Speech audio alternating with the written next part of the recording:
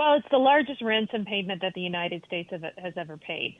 So let's first debunk a few things coming out of the Biden administration. First, and you're seeing some of their defenders on Capitol Hill saying, well, you have to negotiate, you have to give something, you're not going to get Americans home if you don't do so. That is not accurate. We did get to Americans home, Michael White and Jiwei Wong.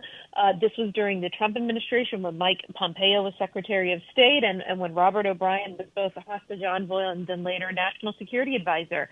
So I obviously worked very closely with Brian Hook and Pompeo and Robert on these cases. And guess how much Pompeo and Robert gave away for these two American hostages? That would be $0. Zero. Yep. $0. So, so first of all, it is possible if you have good negotiators like we had in the Trump administration and a tough president, it's possible to get Americans home for $0. You just have to have, number one, a good negotiation.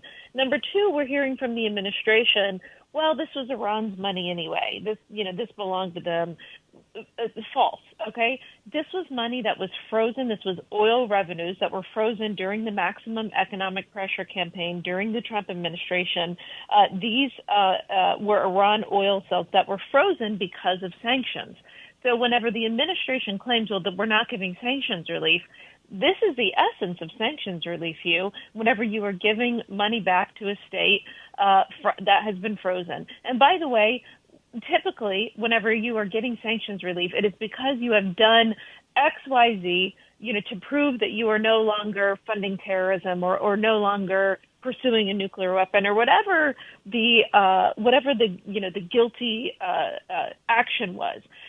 Iran has not stopped, or ceased its funding for terrorism. Iran has not stopped pursuing its nuclear weapons. So there's no legitimate reason to give this state, to give this entity sanctions relief simply to trade for a hostage. And so it actually undermines sanctions around the world and other countries, because once you start relieving sanctions, not because the person or the entity, it's not like Iran in this case said, Hugh, we have seen the error of our ways. We are repenting. We are no longer funding terrorism. That's what Sudan did, for example, in the Trump administration.